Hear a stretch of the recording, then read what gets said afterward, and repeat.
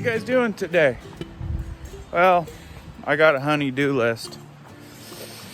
We've got this little kind of a half-size coat closet, and we just been using up all the space as smart as we can. So the wife wants me to put in a couple little shelves in this little crack spot of the coat closet, and that way she can stack her wrapping paper there, so it's not in the way somewhere else.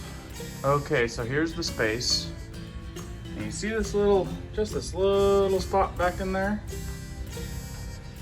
I am gonna turn that into something right there. Watch this. Okay, so we're gonna do 2 spots for wrapping paper. So I'm gonna put one shelf down there so it's not sitting on the dirty ground when it gets dirty.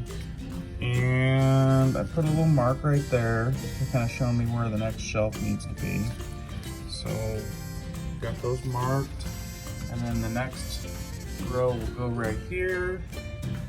Yeah, let's go cut some wood. So this thing was originally supposed to be a coat closet, and what happened is they ended up putting the air return down through the coat closet instead of putting it across the ceiling. So I went ahead and framed around the air return so that way it would get drywalled and painted, and this is what we were left with. So I've been slowly utilizing the space in a smart way, making shelves. And yeah, I hope this inspires you to look at your tight little spots and how you can utilize them as well. Okay, so that little space back there was all that we were left with for a coat closet rod, and we're like, nah, forget it. So I cut these boards. I just picked up these from Home Depot and cut those little L brackets for it to set on.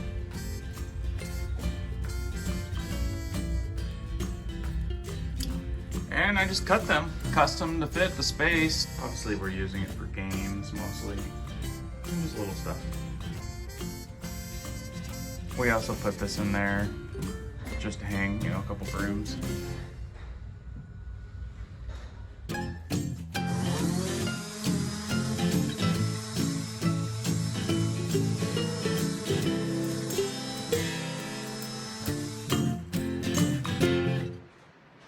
So here's the little shelves. I just cut them to fit, and put a little edge detail on there. I sanded them, and then I made this little board just, for the front, kind of like that. So when you're making these things, you always want to make them just a little on the big side if you want them to fit snug. That way you can just trim them. So I just need to trim the back of that one a little bit, and then it'll be easy on that side because it'll just sit on the trim. So I'll just need to make a little bracket for this side. And then this one up here looks like it actually fits pretty good, so I'll just need to figure out the brackets. Okay, got those done. There's what they look like. I like that. Just use the staple gun on the air compressor. We'll go ahead and hit them with a little bit of dark walnut stain. And I gotta go look for some type of brackets or little L brackets or something. See what'll work. While the wife's staining these up. Staining in action. Those are looking really nice.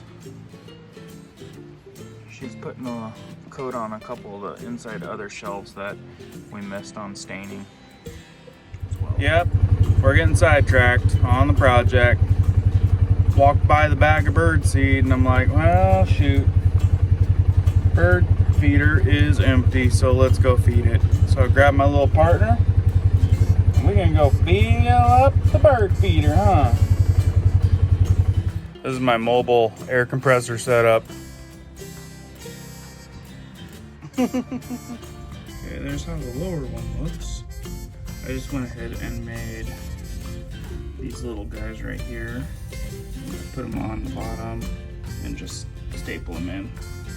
All right, guys, project finished. How's that? Now we don't have a pile of wrapping paper under the bed and in the corner next to the dresser. Check it out. Now we have all of the wrapping paper stored in a crack that was never being used. And it's neat, out of the way. Super cool.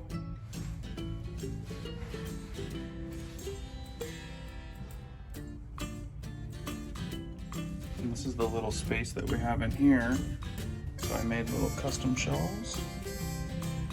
Like that. Old stuff. Last quick little view of this tiny little closet. We just utilize the space about as good as you can.